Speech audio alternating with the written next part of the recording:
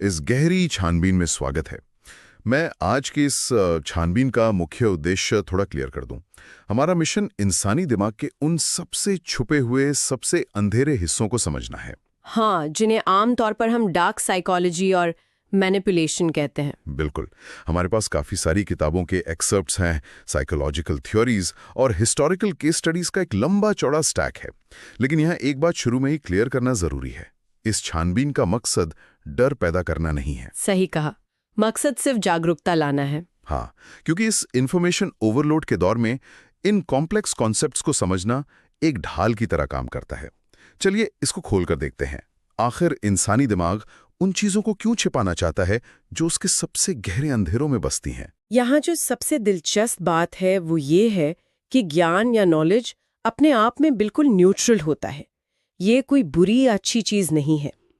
यानी इसका इस्तेमाल ही तय करता है कि नतीजा क्या होगा। एग्जैक्टली।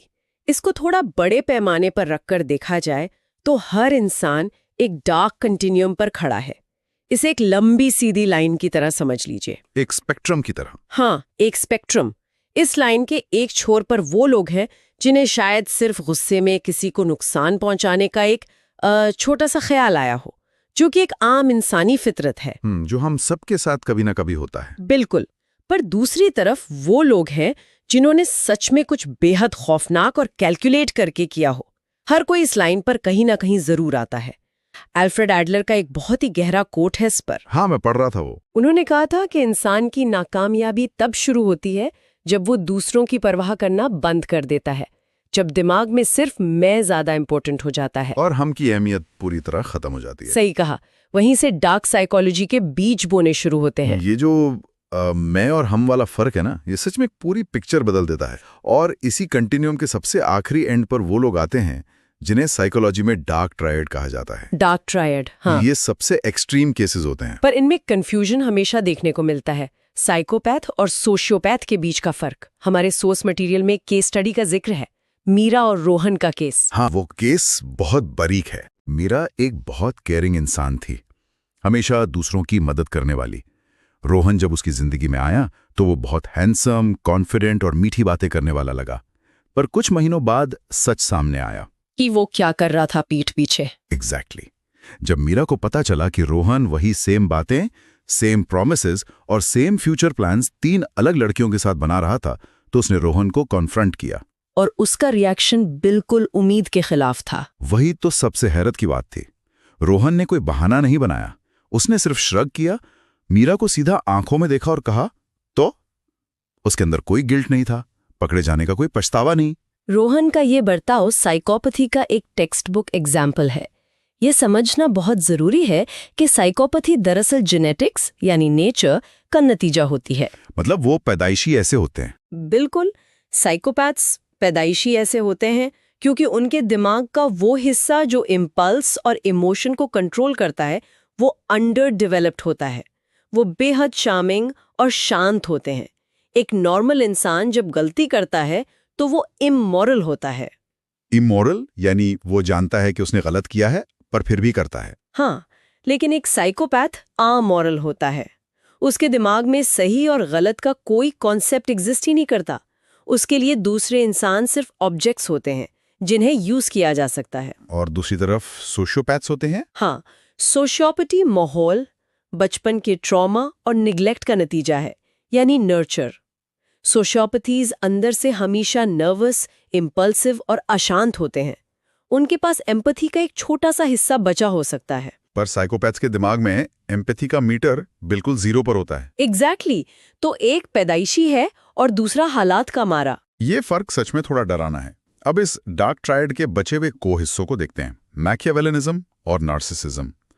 मैकियावेलिनिज्म का शब्द सुनने में ही कॉम्प्लेक्स लगता है, पर इसकी जड़ें हिस्ट्री में बहुत डीप हैं। 15वीं सेंचुरी के इटली के पॉलिटिकल थिंकर निकोलो मैकियावेली की किताब द प्रिंस से जुड़ी हैं ये बातें। तो ये लोग एग्जैक्टली सोचते कैसे हैं? इनके लिए मैनिपुलेशन कोई कभी कभी आने वाली जरूरत नहीं होती। ये उनकी डिफॉल्ट सेटिंग होती है। हर रिश्ता, हर दोस्ती उनके लिए चेस के एक खेल जैसा है। यानी सामने वाला इंसान सिर्फ एक पॉन या मोहरा है। बिल्कुल। जब तक कोई उनके मकसद में काम आ रहा है तब तक उसे अहमियत मिलेगी। मकसद पूरा होते ही उसे हटा दिया जाएगा। और नार्सिसिज्म, इसका नाम तो शायद ग्रीस की पुरानी नार्सिसिस की कहानी से आता है ना, जिसमें वो अपने ही अक्स से प्यार कर बैठा था। सही पकड़ा, लेकिन आधुनिक साइकोलॉजी में इसका थोड़ा अलग मतलब है। नार्सिसिस्ट की इस ग्रैंडियोसिटी या बड़प्पन के पीछे दरअसल एक बहुत ही नाजुक और फ्रैजाइल ईगो छिपी होती है। मतलब उन्हें लगता है कि दुनिया उनकी महानता को समझ ही नहीं पा रही है। हाँ, और अगर कोई गलती से भी इनकी थोड़ी सी आलोचना कर दे तो ये आग बबूला हो जाते हैं, क्योंकि वो आलोचना उनके इस झूठे और परफेक्ट इमेज को तोड़ने का डर पैदा करती है। तो एक चेस प्लेयर जो लोगों को मोहरे समझता है और एक ऐसा इंसान जिसकी ईगो शीशे की तरह नाजुक है। पर आम जिंदगी में ये लोग किस तरह के हथियार इस्तेमाल करते हैं? जैसे गैस लाइटिंग बहुत सुनने को मिलता है आजकल। गैसलाइटिंग शब्द 1944 की एक साइकोलॉजिकल थ्रिलर फिल्म गैसलाइट से आया है। उस फिल्म में पति अपनी पत्नी को पागल साबित करने के लिए घर की लाइट्स को धीरे धीरे डिम करता है। और जब पत्नी पॉइंट आउट करती है तो पति कहता है तुम्हारा दिमाग खराब हो रहा है। एग्जैक्टली। ये सामने वाले की रियलिटी पर ही डाउट क्रिएट करने का एक बेहतरीन उदाहरण है। और दूसरा टर्म है लव बॉम्बिंग। पर इसमें तो शुरुआत में बेहिसाब प्यार और अटेंशन दिया जाता है ना, ये मैनिपुलेशन कैसे हुआ? क्योंकि वो प्यार असल में एक जाल होता है। लव बॉम्बिंग में किसी को इतना अटेंशन और तारीफ दी जाती है कि उस इंसान का डोपामीन सिस्टम बिल्कुल हाईजैक हो जाता है, वो एक हाई फील करता है। और फिर अचानक से वो अटेंशन छीन ली जाती है। हाँ, फिर अचानक से बिना किसी वजह के वो सब वापस ले लिया जाता है। इसे साइकोलॉजी में इंटरमिटेंट रीइंफोर्समेंट कहते हैं, एक कसिनो की स्लॉट मशीन की तरह, जिसमें रिवॉर्ड अनप्रेडिक्टेबल होता है। कभी कुछ नहीं मिलता और कभी अचानक जैकपॉट लग जाता है। बिल्कुल। और क्योंकि रिवॉर्ड अनप्रेडिक्टेबल है, दिमाग डेस्परेट हो जाता है। वो पहली वाली फीलिंग वापस पाने के लिए इंसान लगातार उस टॉक्सिक रिश्ते में फंसा रहता है। तो ये दिमाग को नशे की तरह एडिक्ट कर देता है। और इतिहास में इसका बड़े पैमाने पर भी इस्तेमाल हुआ है। जैसे 1973 का पैटी लर्स्ट का केस ले लीजिए। वो सच में एक खौफनाक उदाहरण है लर्न्ड हेल्पलेसनेस का। एक नॉर्मल लड़की को उग्रवादी ग्रुप में किडनैप कर लिया था और महीनों तक कोठरी में बंद रखा। पर बाद में वही लड़की उन किडनैपर्स के साथ मिलकर बैंक लूट रही थी। ये कैसे पॉसिबल है? इसे समझने के लिए पावलोव के कुत्तों वाले फेमस एक्सपेरिमेंट को याद कीजिए। जब कुत्तों पर इलेक्ट्रिक शॉक्स लगाए गए और उन्हें बचने का रास्ता नहीं मिला तो उन्होंने कोशिश करनी छोड़ दी। दरवाजा खुलने पर भी वो नहीं भागे। यानी जब रिवॉर्ड और पनिशमेंट बिल्कुल अनप्रेडिक्टेबल हो जाए तो दिमाग भगने ही छोड़ देता है। सही कहा। उसे लगने लगता है कि एस्केप नामुमकिन है। पैटी हर्स्ट के साथ भी यही हुआ था। और इससे जुड़ा हुआ एक और फिनोमेनन है स्टॉकहोम सिंड्रोम। ये टर्म भी 1973 की एक बैंक रॉबरी से आया था ना? हाँ, स्टॉकहोम स्वीडन के एक बैंक में 6 दिन तक हॉस्टेजेस को बंद कर रखा गया था। पर हैरान की बात ये थी कि आजाद होने के बाद उन हॉस्टेजेस ने किडनैपर के खिलाफ गवाही देने से मना कर दिया। उन्होंने पैसे भी इकट्ठे किए उसके डिफेंस के लिए। दिमाग अपने ही दुश्मन को क्यों बचाने लगता है? जब सर्वाइवल मोड ऑन होता है तो दिमाग डर को अटैचमेंट में रीवायर कर देता है। जब एक किडनैपर जो उन्हें मार सकता था उन्हें पीने के लिए थोड़ा पानी दे देता है तो वो एक मर्सी का एक्ट बन जाता है। तो दिमाग कहता है कि इसने मुझे मारा नहीं, इसलिए ये अच्छा है। हाँ, इसके अलावा दिमाग को बचाने का एक और तरीका कॉग्निटिव डिसोनेंस है। अगर हम इसको बड़े पैमाने पर देखें तो 1997 का हेवंस गेट कल्ट इसका सबसे बड़ा उदाहरण है, जिसमें उनके लीडर ने कहा था कि कॉमेट के पीछे एक यूएफओ आ रहा है। पर जब कॉमेट आया और कोई यूएफओ नहीं था तो उन्होंने सच्चाई को क्यों नहीं माना? क्योंकि अपनी सारी जमा पूंजी और जिंदगी किसी चीज पर लुटा देने के बाद ये मानना बेहद दर्दनाक होता है कि मैं गलत था। तकलीफ से बचने के लिए दिमाग सच्चाई को ही झुठला देता है। तो उन्होंने तय किया कि यूएफओ फिजिकल बॉडी के लिए नहीं, आत्माओं के लिए आया है, जिसका अंजाम मास सुसाइड था। एग्जैक्टली। दिमाग अपने विश्वास को बचाने के लिए मौत तक को जस्टिफाई कर सकता है। ये दिखाता है कि मेमोरी और बिलीफ कितने फ्लेक्सिबल हो सकते हैं। सेलम विच ट्रायल्स में भी तो यही हुआ था 1692 में। डर और पैरानोया में पूरे गांव ने बेगुनाहों को मार दिया। डर ने लॉजिक को खत्म कर दिया था। बिल्कुल। और मेमोरी के इस खेल पर साइकोलॉजिस्ट एलिजाबेथ लॉफ्टर्स का lost in the mall experiment सच में आंखें खोलने वाला है। उन्होंने साबित किया कि यादाश्त कोई कैमरा नहीं है। उन्होंने लोगों को उनके बचपन की कहानियां सुनाई थी ना? हाँ, 3 कहानियां सच थीं और चौथी बिल्कुल झूठी थी, जिसमें कहा गया था कि बचपन में वो मॉल में खो गए थे और एक बुजुर्ग इंसान ने उनकी मदद की थी। और लोग मान गए।